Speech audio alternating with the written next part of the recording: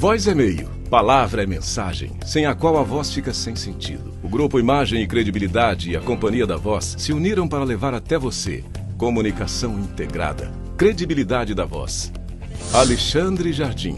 Crises te preocupam? E a sua reputação? Como está? Eu tenho a solução. Rodolfo Lago. Você entende como as decisões são tomadas neste país? Te ajuda a escrever como os melhores jornalistas. Luiz Ximenes. Você já se ouviu gravado? Quer melhorar? Vem pra cá que eu te ajudo. Alexandre Mota. Sem saber qual caminho percorrer, te ajudo a estruturar sua empresa e seus projetos. Estevão Damásio. Use o poder do rádio e dos podcasts para passar a sua mensagem. Pode contar comigo. Profissionais da voz e da palavra em uma fábrica de podcasts, entrevistas, cursos, treinamentos e consultorias e conteúdos que irão contribuir na sua tomada de decisão. Soluções em comunicação. Credibilidade da Voz. Uma parceria dos grupos Imagem, Credibilidade e Companhia da Voz.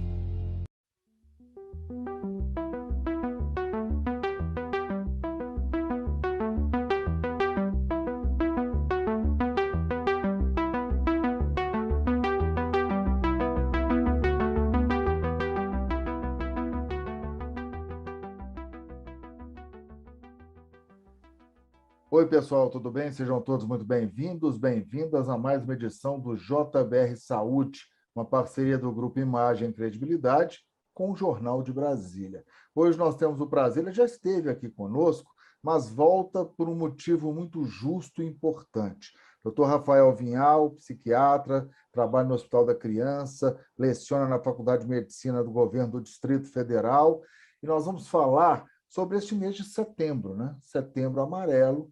É um mês onde todas as atenções estão voltadas para a prevenção ao suicídio.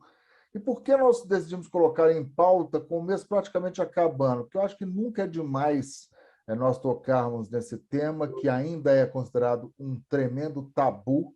E não é só em setembro, né, doutor Rafael? Nós temos que abordar esse assunto durante todo o ano. Bem-vindo, prazer recebê-lo.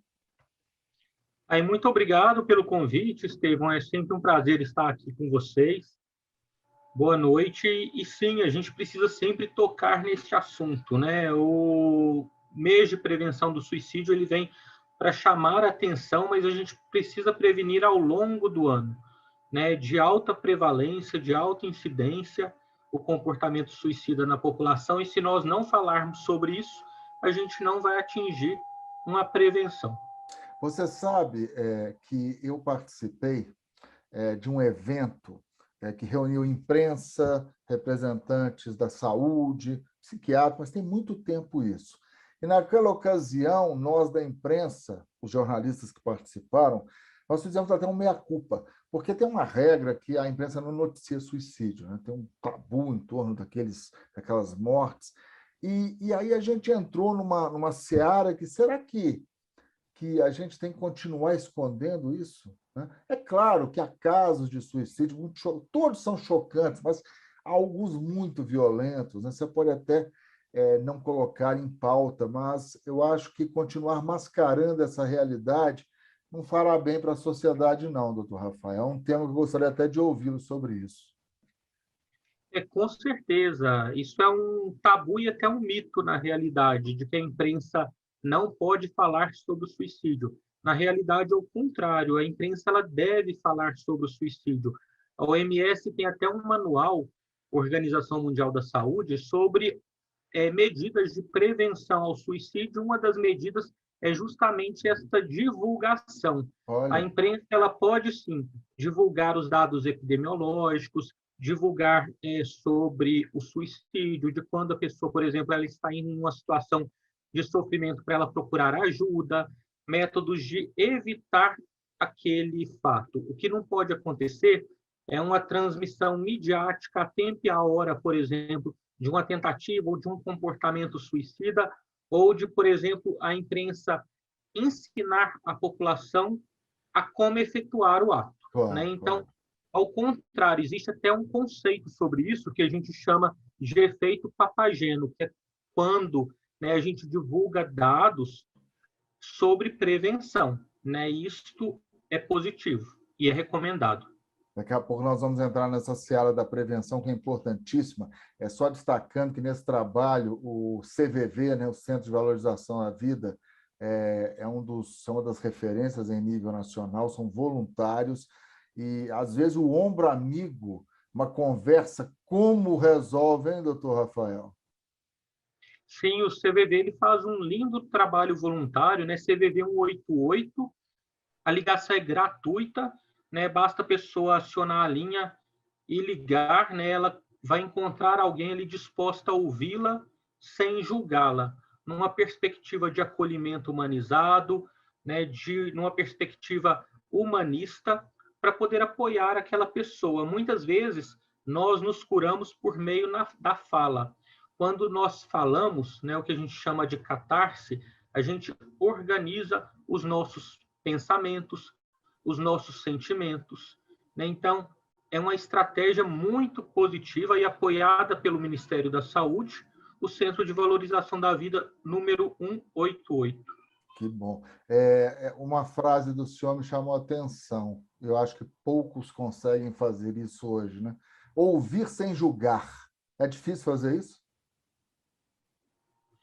É difícil, exige treinamento, mas uma das estratégias é empatia, a gente se colocar no lugar do outro, né? Muitas vezes a gente não sabe o que aquele sujeito está passando, o que ele está enfrentando, né? Ele vem de uma realidade totalmente diferente. Quando a gente julga o outro, a gente julga baseado na nossa cultura, na nossa realidade. E é preciso tentar se colocar no lugar do outro, ouvir, e isso permite que a gente não julgue. Nessa sociedade tão imediatista que nós vivemos, com tantas pressões, o senhor notou, com a experiência que tem, um aumento de casos de suicídio com essa pandemia? A pandemia foi mais um fator que colocou tantas pessoas ainda mais contra a parede? Já tem dados sobre isso, não? Olha, eu não tenho dados específicos coletivos, científicos, mas do ponto de vista individual, da minha prática profissional, tanto no consultório público quanto no privado, houve um aumento da procura, da demanda, né, por serviços de saúde mental, muitas pessoas em sofrimento, né? Se você pensar os adolescentes, por exemplo, né, o suicídio, ele tem um aumento, principalmente a partir dos 15 anos de idade, né? Entre os 15 aos 35 anos de idade, é a terceira causa de morte, ela só perde para homicídio e para acidente de trânsito. Nossa. E as crianças, os adolescentes, eles vão para a escola não só para aprender e desenvolver do ponto de vista cognitivo, mas principalmente emocional. E eles estão perdendo uma fase da vida que não se volta atrás. E a gente assistiu, sim, a um aumento, por exemplo, de atendimentos de pessoas que se automutilam ou tentativas de suicídio, né? Comportamento suicida grave mesmo tem ocorrido muito, tanto na adolescência, juventude, até fase adulta também. Nossa, essa é uma faixa etária tão produtiva, né? Dos 15 aos 35 anos, mas é uma fase de afirmação e reafirmação, né? Porque puberdade, adolescência, tá, o que eu vou fazer? Vou trabalhar com o quê? Dentista, advogado, médico, né? Pressões da família. Aí você consegue um emprego. Aí, com 35 anos, presume-se, né, que você esteja já encaminhado na sua profissão. E quem não está encaminhado, e hoje, doutor Rafael, estar encaminhado na profissão com 35 anos está cada vez mais difícil, viu? Tem que cuidar desse pessoal, essa faixa etária é complicada realmente. Com certeza, assim, um dos principais fatores de proteção, especialmente para o sexo masculino, é estar empregado, né? E um dos fatores de risco é estar desempregado, né? Até porque na nossa sociedade, que ainda é patriarcal, muitas vezes o homem quem sustenta mais as famílias. Por isso, esse fator está mais ligado ao sexo masculino, mas também ao sexo feminino tem grande magnitude. E o que os jovens hoje estão assistindo, muitas vezes, é uma falta de perspectiva de futuro. Eles não conseguem se planejar. porque está tendo maior desemprego, menores oportunidades de trabalho no momento em decorrência da situação que nós vivemos. E isso traz muita angústia. Hoje um bate-papo aqui no JBR Saúde com o Dr. Rafael Vinhal, psiquiatra, atua no Hospital da Criança, leciona na Faculdade de Medicina do Governo do Distrito Federal. Setembro Amarelo, o mês de combate de prevenção ao suicídio. Como nós, pais, devemos nos comportar diante das frustrações dos nossos filhos? Ouvi-los sem julgá-los. Esse é um grande dilema, né? Os pais, eles muitas vezes acabam se tornando reféns dos filhos, né? Hoje, por exemplo, em muitas famílias, se você não der algo, né, já é suficiente para a criança ou para o adolescente não tolerar aquela frustração e se irritar de forma desproporcional, né? Muitas vezes se agredindo ou agredindo ao outro, né, sendo agressivo com objetos, enfim. E isso é muito difícil, mas é preciso criar rotinas positivas dentro de casa, né? Ter mesmos horários, por exemplo, de acordar, de dormir, de fazer as refeições junto com os filhos. Hoje, muitas famílias, elas vivem como se fosse uma república. Elas coabitam o mesmo ambiente, mas elas não conversam. Olha, só interrompendo o senhor, porque foi fantástica essa analogia da família moderna como a república. Às vezes a gente conversa pelo celular, né? Tecla, um está no quarto, outro está no outro. Justamente. E muitas vezes as crianças, os adolescentes, eles vão absorver a cultura dos pais comendo juntos, né? E não no tablet, no celular. Então, pelo menos uma das refeições deve ser juntos todos, né, sem eletrônicos, para que possam conversar, falar sobre a vida, falar sobre amenidades, perguntar como foi o dia do outro, contar sobre como foi o seu dia, né, sempre também elogiar os comportamentos positivos. Se houver qualquer comportamento negativo, chamar atenção na hora, né? Então, beneficiar quando a pessoa acerta, punir se for o caso quando erra, mas é preciso ter um diálogo, né, estar aberto. Muitas vezes também os pais se colocam na posição de amigos, eles devem ser muito próximos, mas não são amigos, né? Existe uma hierarquia entre pais e filhos e isso não pode se confundir. Então é preciso ter o respeito dentro de casa, mas ao mesmo tempo estar ali, né, para ouvir, para que você seja a primeira pessoa de maior confiança para aquele filho poder se abrir, poder falar sobre os seus sentimentos. Opa, tem alguma coisa errada. Quando nós devemos nos ater a essa frase? O senhor há pouco falou em comportamento suicida. O que é isso?